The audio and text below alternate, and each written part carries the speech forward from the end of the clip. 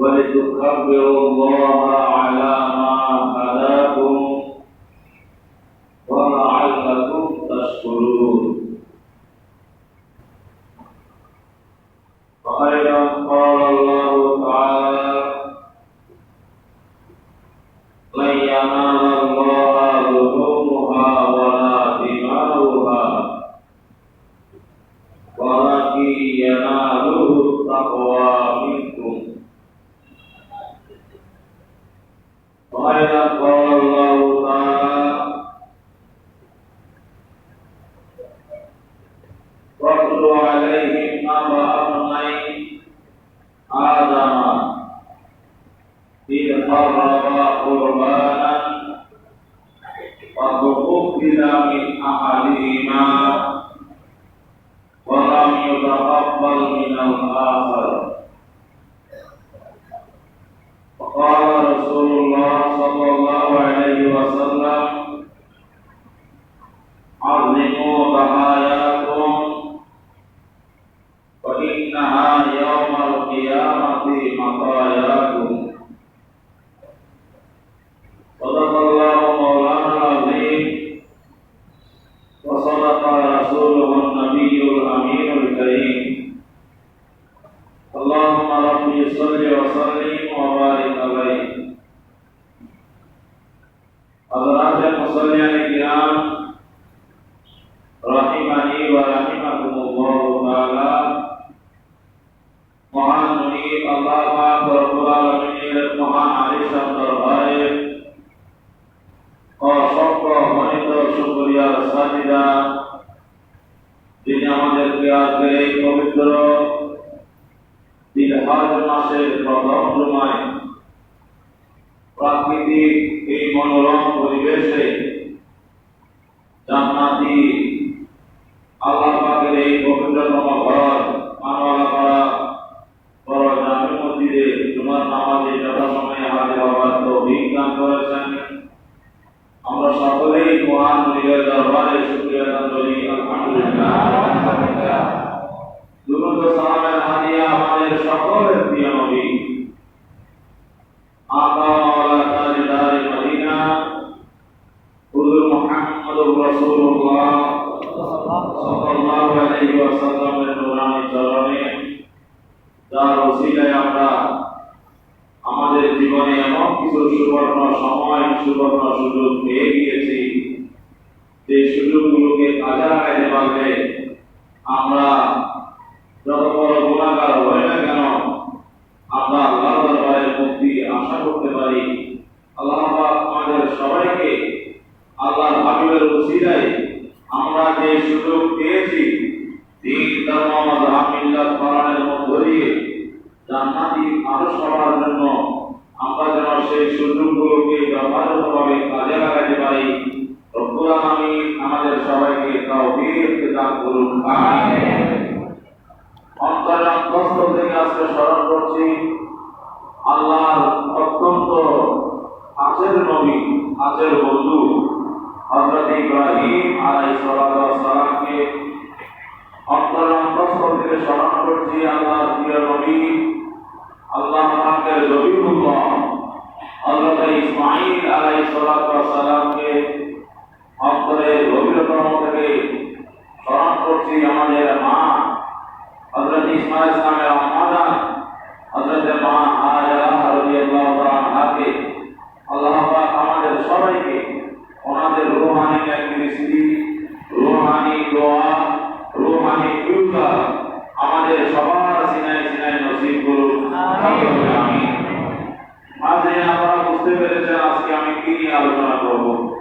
সবার পর আমাদের একটা কাছাকাছি আইডিয়া হয়ে গেছে যে ইনশাআল্লাহ আগামী সোমবার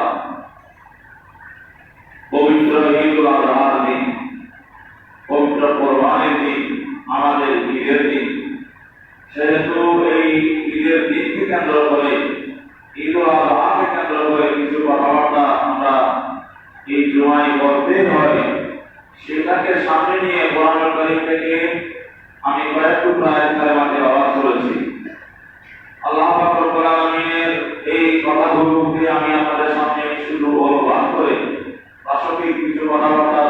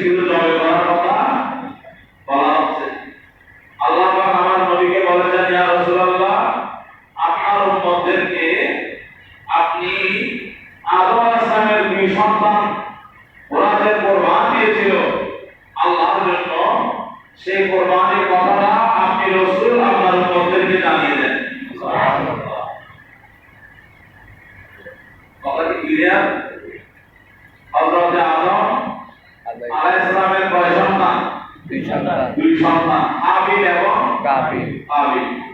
এই দুই সন্তান ওরা কোরবানি দিয়েছিল আল্লাহর উদ্দেশ্যে।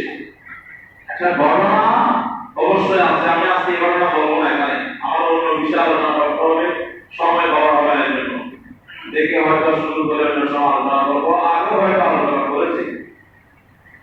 আমি জাস্ট লাইট দিচ্ছি মূল কথা থেকে। আদম আলাইহিস সালামের কয় সন্তান কোরবানি দিয়েছেন? দুই সন্তান। আদম আলাইহিস সালামের আগে পৃথিবীতে আর কোনো বাবার জন্ম হয় নাই। আদম আলাইহিস সালামের এই সন্তানগুলো পৃথিবীতে মা বাবার মাধ্যমে প্রথম সন্তান। অতএব আপনারা বুঝতে পেরেছেন কোরবানির ঘটনাটা এটা মানব সৃষ্টির মাঝামাঝি বিষয় নয়, কয়েকশো বছর কয়েক হাজার বছর আগের বিষয় নয়, বরং সবগুলো মানব জাতির বাবা হযরত আদম আলাইহিস সালাম যখন পৃথিবীতে জীবিত ছিলেন, ওনার সন্তানদেরকে কেন্দ্র করে কোরবানি প্রচলন হয়ে গেছে। অতএব এই ইবাদতটা কি নতুন ইবাদত না পুরাতন? হ্যাঁ, এত বেশি পুরাতন, এত বেশি পুরাতন, এটা বলার মতো আমাদের কোনো ভাষা নাই। দুই সন্তান কোরবানি দিয়েছিলেন, কিন্তু আল্লাহ রাব্বুল আলামিন আমাদেরকে কোরআন কারীমের মাধ্যমে একটা সতর্কবাণী দিচ্ছেন, বান্দারে আমার কোরবানি তো দুইজনেই দিয়েছে, কিন্তু দুইজনের কোরবানি কবুল হয় নাই, কবুল হয়েছে একজনের। সুবহানাল্লাহ। কবুল হয়েছে কয়জনের? দিয়েছে কয়জন? কবুল হয়েছে একজন। সুতরাং আমাদের এখানে একটা আগ্রহ আছে নাই? কোরবানি দিলেই যে কবুল হবে তার কোনো গ্যারান্টি নাই। আল্লাহ বলেন বাকুবিনা মিন আহাদিহিমা, দুইজন থেকে একজনের কোরবানি আল্লাহর দরবারে কবুল হয়েছে। ওয়ালাম ইয়াতাকাব্বাল মিনাল আখার, আরেক ভাইয়ের কোরবানি আল্লাহর দরবারে কবুল হয় না। এখন আমরা সবাই আল্লাহর কাছে ফরিয়াদ করব, আল্লাহ কোরবানি দেওয়া বড় কথা নয়, কবুল হচ্ছে কিনা এটাই হলো বিষয়। আফসোস, কত মানুষ কোরবানি দিচ্ছে, কিন্তু এলাকার মানুষ তার কোরবানির পশু দেখেও অনেকে ক্রিয়া করতেছে। তার আচার-আচরণ, তার লেনদেন, তার আয় রোজগারের বিষয়গুলো মানুষে জানে, তার ইনকামের অবস্থাগুলো মানুষ জানে, সে মানুষের হক নষ্ট করেছে দিচ্ছে না সেটা মানুষে জানে, এলাকার মধ্যে সে একজন জালেম হিসেবে পরিচিত, সব মানুষে জানে। অতএব সে যখন বড় গরু নিয়ে আসে, তার এই গরু দেখু, সে যখন বড় পশু নিয়ে আসে, তার কোরবানির পশু দেখে এলাকার অনেক মানুষ ভিতরে ভিতরে সমালোচনা করছে। তার মানে আপনাকে আগে ঠিক করতে হবে, ভাই বড় পশু কোরবানি দেওয়া বড় কথা নয়, আমি যে পশুটা কোরবানি দিচ্ছি যে আল্লাহ দরবারে কবুল হচ্ছে কিনা, আল্লাহর বান্দারা যদি আমার কাছ থেকে হক পাওয়া লাগে, আমি যদি গরিবের রক্ত চোষা টাকা আমি যদি আহরণ করে ওই টাকা দিয়ে কোরবানি দিই, লাম ইয়াতাকাব্বাল মিনাল আখার, আল্লাহ বলে এই কবুলের কোরবানি আল্লাহর দরবারে কবুল হবে না। অতএব কোরবানি দিবেন, সাথে সাথে সতর্ক থাকবেন এবং আল্লাহর কাছে চোখের পানি বের কাঁদবেন, বলবেন আল্লাহ আমার কোরবানিটা যেন আদম আলাইহিস সালামের যে সন্তানের কোরবানি কবুল হয়েছে তার সাথে যেন ওই দলে রেখে আমার কোরবানিটাও তুমি কবুল করো। তবে আল্লাহ আমাদের বড় ihsan করেছেন। কি ihsan? আদম আলাইহিস সালামের দুই সন্তানের কোরবানি হাবিল এবং কাবিল, যার কোরবানিটা কবুল হয়েছে, এটা অন দ্য স্পট প্রমাণ হয়ে গেছে তার কোরবানি কবুল হয়ে গেছে। আবার যার কোরবানি কবুল হয় নাই, সেটাও অন দ্য স্পট প্রমাণ হয়ে গেছে ওর কোরবানিটা কবুল হয় নাই। যেহেতু অন দ্য স্পট প্রমাণ হয়ে গেছে কোরবানি হয় নাই, সে কি এখন লজ্জিত না, শর্মিন্দা না, সে এখন ছোট হয়ে গেল না? আর যার কোরবানি কবুল হয়ে গেছে তার অন্তরে আনন্দ আছে না নাই, শান্তি আছে না নাই, প্রশান্তি আছে না নাই? আল্লাহ রাব্বুল আলামিন আল্লাহর নবীর উসিলায় আমাদেরকে এরকম অন দ্য স্পট বেইজ্জত করে নাই। আল্লাহ রাব্বুল আলামিন এমন ভাবে আমাদের কোরবানির সিস্টেম চালু করেছে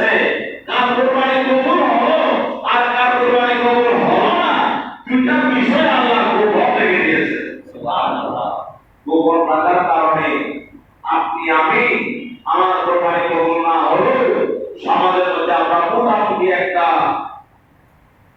ইজ্জত দিয়ে চলতে পারি। আর যদি এমন হতো যে তার কোরবানি কবুল হয়েছে না হয়েছে এটা যদি এই কোরবানির দিনে বলা হয়ে যেত, তাহলে দেখতেন সমাজের কত মানুষ লজ্জায় ঘর থেকে বের হতো না। লজ্জায় ঘর থেকে মুসলিম ভাই আমার, এখন সময় আছে বাবা, আমাদের বয়স আলহামদুলিল্লাহ যা আছে, 1 ঘন্টা সময় থাকলে তো আমরা একটা সিদ্ধান্ত নিতে পারি। এখন সময় আছে আমাদের তওবা করা। আসুন আমরা তওবা করি, আল্লাহ যেন আমাদের গুনাহ মাফ করে দেন। আসুন আমরা সংশোধন হই, আল্লাহ যেন আমাদের দোয়াগুলো ইবাদতগুলো কবুল করেন। বলুন আমিন। এখন আপনারা বলবেন হুজুর, যার কোরবানিটা কবুল হয়েছে, আদম আলাইহিস সালামের বিরুদ্ধে যার কোরবানি কবুল হয়েছে আর যার কোরবানি কবুল হয় নাই, what is reason? Between them, তাদের মাঝখানে কারণটা কি ছিল যে কারণে তাদের কোরবানি কবুল হয়েছে আর হয় নাই? আল্লাহ পাক সেইটাও ক্লিয়ার করে বলে দিয়েছেন, ইন্নামা ইয়াতাকাব্বালুল্লাহু মিনাল মুত্তাকিন। যার কোরবানি কবুল হয়েছে তার পিছনে কারণ একটাই ছিল, ওই লোকটা মুত্তাকি ছিল, আল্লাহর ভয় অন্তরে ছিল, আল্লাহকে ভয় করে আল্লাহর রাস্তায় কোরবানি দিয়েছে। সুবহানাল্লাহ। গোশত খাওয়ার নিয়তে দেয় নাই, মানুষকে দেখাবার নিয়তে দেয় নাই, মানুষের সামনে নিজেকে ভালো মানুষ হিসেবে উপস্থাপন করার নিয়তে দেয় নাই, একমাত্র আল্লাহর ভয়ে কোরবানিটা দিয়েছে। এই কারণে তার ভিতর তাকওয়া ছিল, কোরবানি কবুল হয়েছে। আর বাকি যে লোকটা, যেই সন্তানটা যার কোরবানি কবুল হয়নি, তার ভিতরে তাকওয়া ছিল, আল্লাহ সেটা বলে দিয়েছেন। অতএব আসলে এটা অনেক বেশি ভাবার বিষয়। আমরা নিজেরা খুব অসহায় অবস্থায় আছি। আমি আপনাদেরকে অনুরোধ করবো, যার যত ভাব তার কত লাভ, চিন্তার দেশে ঢুকবেন। আপনি যতদিন চিন্তা করবেন, দেখবেন আল্লাহ আপনার চিন্তার উপরে খুশি হয়ে আপনার একটা লাইন বাঁধিয়ে দিবেন, আপনাকে একটা রাস্তা দেখিয়ে দিবেন। আপনি দুনিয়াতেও শান্তি থাকবেন, আখিরাতেও মুক্তি লাভ করতে পারবেন। আল্লাহ আমাদের সবার কোরবানি রব্বুল আলামিনের দরবারে কবুল আর মঞ্জুর করুন। আমিন। এরপরে আমি আপনাদের সামনে যে আয়াতে কারিমা তেলাওয়াত করেছি, আল্লাহ পাক রব্বুল আলামিন বলেছেন, বান্দারে আমার, লা ইয়ানালাল্লাহু লুহুমুহা ওয়ালা দিমাউহা ওয়ালাকিন ইয়ানালুহু তাকওয়া মিনকুম। যখন আমি পশু কোরবানি করো না কেন, রেজাল্ট কিন্তু তোমার পেটে যাচ্ছে, খাওয়া দাওয়া তুমি খাচ্ছ, তোমার সন্তান খাচ্ছে, তোমার আত্মীয় স্বজন খাচ্ছে, তোমার পাড়া প্রতিবেশী খাচ্ছে। আমি আল্লাহর দরবারে ওই পশুর এক টুকরা গোশত আসে না, এক ফোঁটা রক্ত আমি খোদার দরবারে, এমন না যে কোরবানির দিন রক্তগুলো প্যাকেট করে, কিছু ভালো ভালো গোশতের টুকরা প্যাকেট করে তোমরা কুরিয়ার সার্ভিসের মাধ্যমে অনলাইনে আমার কাছে পাঠিয়ে দিবা, এরকম কোনো ব্যবস্থাও নাই, প্রয়োজনও নাই। আমি বলতো গোশত খাওয়ার জন্য তোমাদেরকে কোরবানি করতে বলি নেই, আমি রক্তগুলো নেওয়ার জন্য তোমাদেরকে কোরবানি করতে বলি নেই। আসলে আমি জাস্ট একটু টেস্ট করেছি, তোমরা আমার কথা শুনো কিনা, আমার প্রতি তোমাদের তাকওয়া, ভয়, আন্তরিকতা, মহব্বত আছে কিনা। এই জিনিসটা জাস্ট পার্থক্য করার জন্য, পরীক্ষা করার জন্য আমি তোমাদেরকে কোরবানি করতে বলেছি। না হলে টাকাও তোমার তবে মানে খাবে তুমি, ভোগ করবে তুমি, সব তোমার। মাস্টার শুধুমাত্র তুমি পরীক্ষায় পাস করেছো, জান্নাতি মানুষ হিসেবে আল্লাহর দরবারে তালিকায় তোমার নাম উঠে গেছে। সুবহানাল্লাহ। আল্লাহ তো যদি এই কোরবানির পশু তোমার কাছে না যায়, রক্ত তোমার কাছে না যায়, আমাদেরকে কেন কোরবানি করতে বলেছো? আল্লাহ বলেন, কিছু না আসলেও একটা জিনিস আমার কাছে আসে,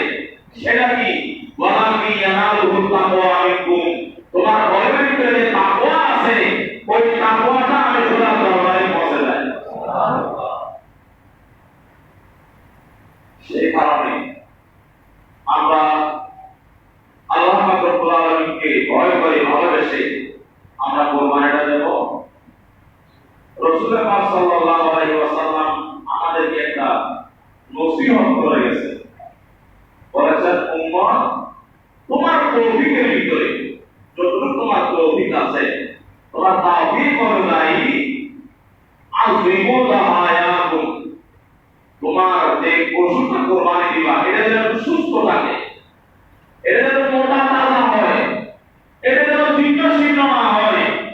বাজারে বিক্রি করলে কেউ কিনবে না, গোস্ত বিক্রি করলে গোস্ত বিক্রি হবে না, দেখতে দুই পয়সা তেমন চোখে লাগে না, বাজারে বিক্রি করলে তেমন ভালো দাম পাওয়া যাবে না।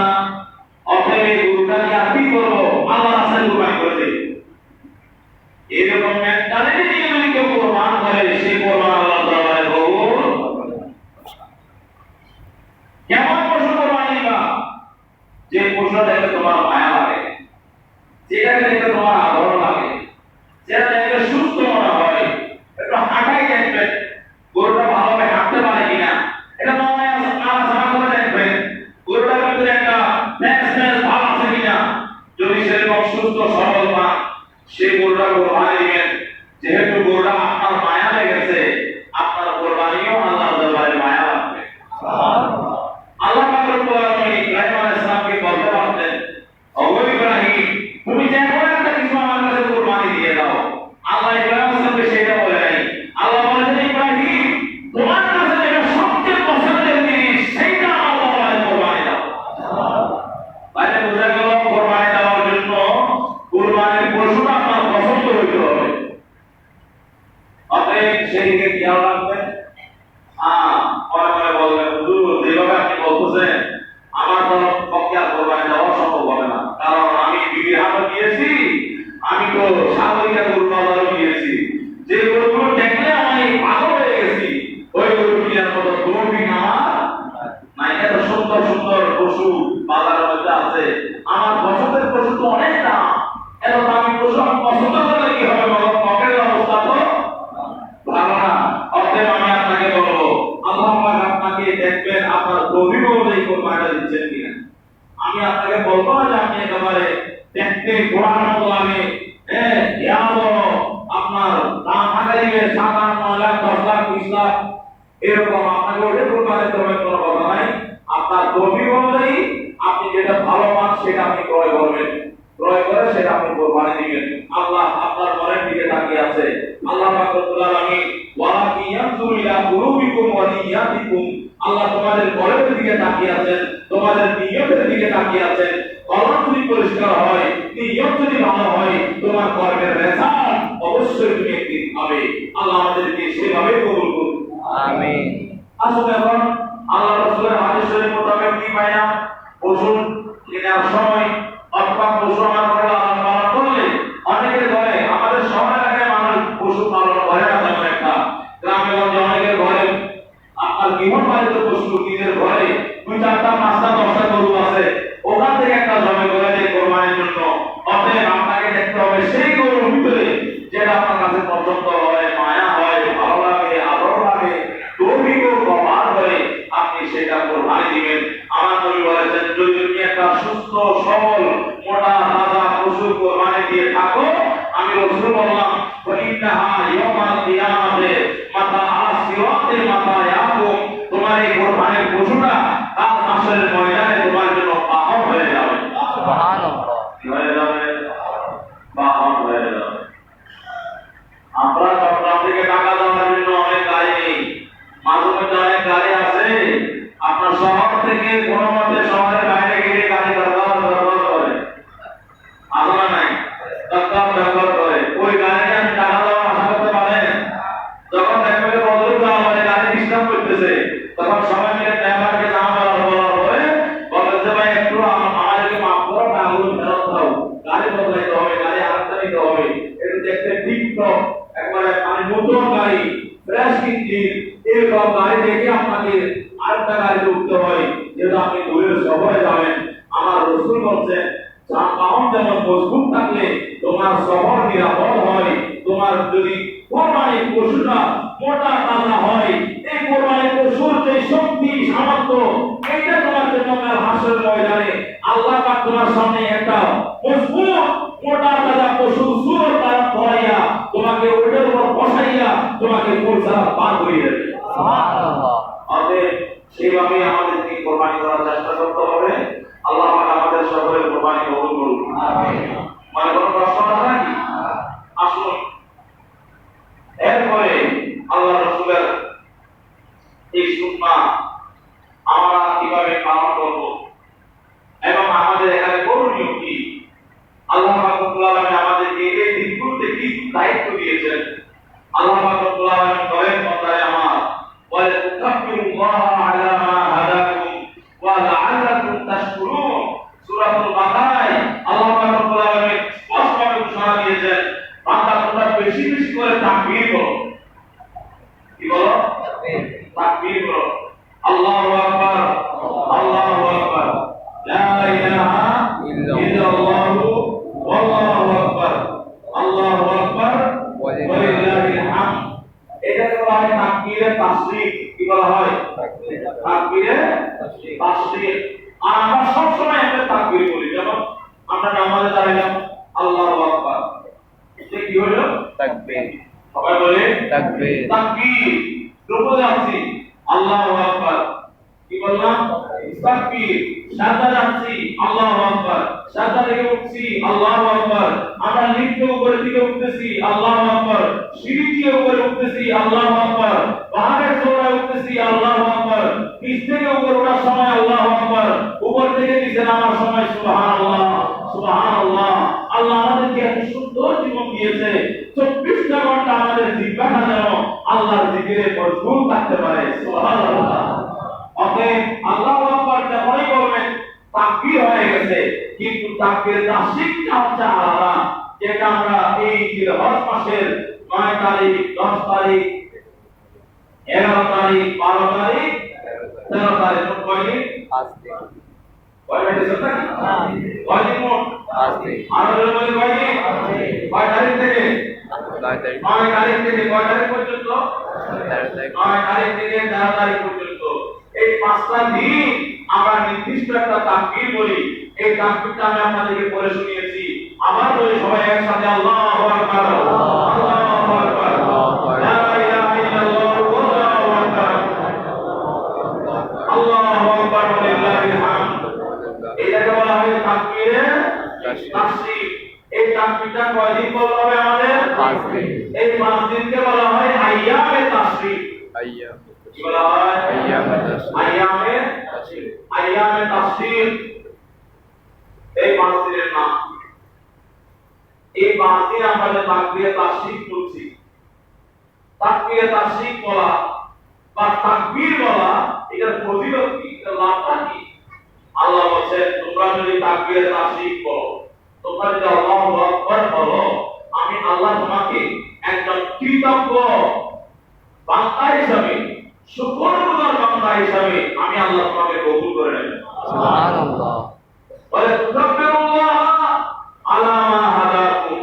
ও বান্দা, আমি তোমাকে হেদায়েত দিয়েছি, আমি তুমি প্রমাণ করছো তুমি মুসলিম, তোমাকে আমি ইসলাম ধর্ম দিয়েছি, সর্বশ্রেষ্ঠ নবী দিয়েছি, কালেমায়ে তাইয়্যিবা দিয়েছি, কালেমায়ে তাইয়্যিবা পড়ে তুমি নিজের ঈমানদার বলে তুমি ঘোষণা দিয়েছো। বান্দারে আমার, নামাজ পেয়েছো, রোজা পেয়েছো, হজ পেয়েছো, যাকাত পেয়েছো, দাড়ি পেয়েছো, টুপি পেয়েছো, পাগড়ি পেয়েছো, জুব্বা পেয়েছো, মসজিদ পেয়েছো, মক্তব পেয়েছো, মাজার পেয়েছো, খানকা পেয়েছো, পীর পেয়েছো, মুর্শিদ পেয়েছো, বড় বড় আইমায়ে মুতাকাদ্দিমিন মুতাআখিরিন ইসলামের দরবারে আমি একরাম পেয়েছো। এত বড় বড় নিয়ামত আমি তোমাদেরকে দিয়েছি, এগুলোর শুকরিয়া কেমনে আদায় করবা? বলে তাকবীরুল্লাহ আলা মা হাদাকুম। এগুলোর শুকরিয়া আদায় করার জন্য বেশি বেশি তাকবীর পাঠ করো। সুবহানাল্লাহ। তাকবীর পাঠ করো।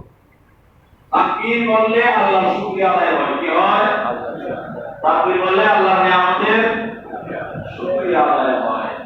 তো তাকবীর আমরা সব সময় বলি, কিন্তু এই 5টা দিন, জিলহজ মাসের 9 তারিখ থেকে 13 তারিখ পর্যন্ত, এই 5 তারিখ বিশেষ তাকবীর আছে, যেটাকে বলা হয় তাকবীরে তাসরিক। আপনারা কি আমার কথাগুলো বুঝতেছেন ভাই? আমার তাকবীরে তাসরিক। তাসরিক শব্দের অর্থ কি? তাসরিক শব্দের অর্থ হচ্ছে সূর্যের কিরণে, সূর্যের আলোতে গোশতকে শুকিয়ে রাখা। সূর্যের আলোতে গোশতকে শুকিয়ে ফেলা। এই দিনগুলোকে কেন তাসরিক বলা হয়? আইয়ামে তাসরিক।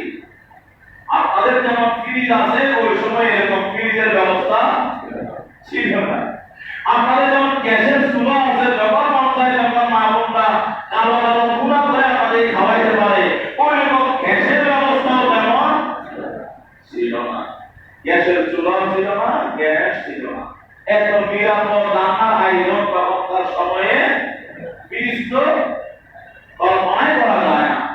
যখন কোরবানির গোশতগুলো কি এক বেলায় একসাথে সবাই খেয়ে ফেলতে পারে? পারে না। এখন আবার যদি খেয়ে ফেলতে না পারে, সেগুলো কি ফেলে দিবে নাকি? এগুলো হালাল জিনিস, আল্লাহর নিয়ামত, আল্লাহর জিনিস, কোরবানির জিনিস। তখনকার সময়ে আরবের লোকেরা এই ওট, ভেড়া, দুম্বা যেগুলো জবে করত কোরবানির জন্য, ওই পশুর গোশতগুলো যার যার রবি অনুযায়ী কি পরিমাণ গোশত আছে, যখন যতটুকু সম্ভব একবার দুইবার খেয়ে ফেলেছে, কিন্তু আরো রয়ে গেছে, এগুলো করবে নাকি? এই জন্য ওনারা সেগুলোকে প্রখর রোদের দিন দুপুরে সূর্যের আলোতে এগুলোকে ভালো করে শুকিয়ে, আমরা যেমন আমাদের এই দেশে আমরা যেমন মাছ তোলার পরে মাছকে সূর্যের আলোতে শুকাইয়া আমরা এগুলোকে যেমন শুটকি বানিয়ে ফেলি, শুটকি হয়ে গেলে আর নষ্ট হয় না, ঠিক তদ্রুপ ওনারা এই রান্না করা গোশতগুলো এগুলোকে সূর্যের আলোতে শুকিয়ে এগুলোকে শক্ত করে ফেলতো, যেন নষ্ট না হয়, বেশি দিন ধরে খাইতে পারে। এই জন্য সেই দিনগুলোকে বলা হতো আইয়ামে তাশরীক। কথা ক্লিয়ার হয়েছে? এখন আসেন এই আইয়ামে তাশরীকের মধ্যে আমরা যে তাকবীরটা বলবো, এটা বলা আমাদের জন্য কি ফরজ, না ওয়াজিব, না সুন্নাত, না মুস্তাহাব, না জায়েজ? এটার ব্যাপারে শরীয়তের ফয়সালা কি, মাসআলা কি? আপনি ফতোয়া আলমী করে দেখেন, ফতোয়া শাফি করে দেখেন, প্রত্যেকটা ফতোয়া কিতাবে এই ব্যাপারে সবাই একমত, তাকবীরে তাশরীক বলা ওয়াজিব। সুবহানাল্লাহ। কি বলছি? একটা মাসআলা শিখবেন আপনি মসজিদে এসে, আপনি 100 রাকাত নফল নামাজ পড়লে যে সওয়াব হতো, এই একটা মাসআলা শিখে আমার নবী বলেছেন তার চেয়ে বেশি সওয়াব হয়েছে। সুবহানাল্লাহ। সেদিকে আমি যাচ্ছি না, অনেক কথা। একটা মাসআলা শিখে গেলেন, তাকবীরে তাশরীক করাটা কি ওয়াজিব? একসাথে বলি ওয়াজিব। ওয়াজিব। ওয়াজিব কিন্তু তরক করলে গুনাহ হয়। কি হয়? গুনাহ হয়। ইচ্ছাকৃত তরক করা যাবে না। অনিচ্ছা সত্ত্বেও যদি তরক হয়ে যায়, ওয়াজিবটা আসলে কাজা করতে হয়। এই তাকবীরে তাশরীকটা ওয়াজিব। এই তাকবীরে তাশরীকটা পড়তে হবে ফরজ নামাজে সালাম ফিরাইবার পর। কিসের পরে? ফরজ নামাজে সালাম ফিরাইবার পর। সারা বছরে নামাজ পড়েন, কিন্তু সালাম ফিরাইয়া তো আল্লাহু আকবার আল্লাহু আকবার বলেন না। হঠাৎ করে যখন আপনাকে এই 9 তারিখ থেকে এই তাকবীরে তাশরীক করা ওয়াজিব করে দেওয়া হয়েছে, অভ্যাস না থাকার কারণে আপনার এগুলো মন না থাকার কারণে পাপ করার সম্ভাবনা খুব বেশি। আরেকটা কথা বলে, আমি নিজেটা কি নাম সাহেব, নিজের দোষটা নিজে করি। যখন জামাতে নামাজ পড়ি তখন তাকবীরটা দিকে আদায় হয়ে যায়, আর যখন একা একা ঘরে নামাজ পড়ি তখন বেশিরভাগ সময় তাকবীরটা আদায় করার কথা মনে থাকে না। আমি কথা ভুল বলেছি? আপনাদের সাথে কি আমার এটার সাথে কি হয়েছে? হ্যাঁ, যা কথা আপনাদের মনে থাকে, আমার থাকে না। আমার আমি বললাম, আপনারা সবাই জি বলতেছেন না, তার মানে বুঝতে গেল আপনাদের মনে থাকে। আপনারা আলহামদুলিল্লাহ আমার মুসলিম হিসাবে অনেক ভালো আছেন, আল্লাহ কবুল করুন। আমি একা একা যখন নামাজ পড়ি আমারই মনে থাকে না আল্লাহু আকবার আল্লাহু আকবার বলার কথা। কেন মনে থাকে না? অভ্যাস নাই। সবসময় যদি বলতাম অভ্যাস হয়ে যেত। অভ্যাস হয়ে গেলে অনেক সময় মনে থাকতে হয় না, অভ্যাসের কারণে এমনিতেই চলে আসে। কিন্তু আপনি পৃথিবীর কোন মসজিদ পাবেন না যে মসজিদে জামাতে নামাজ পড়ার পরে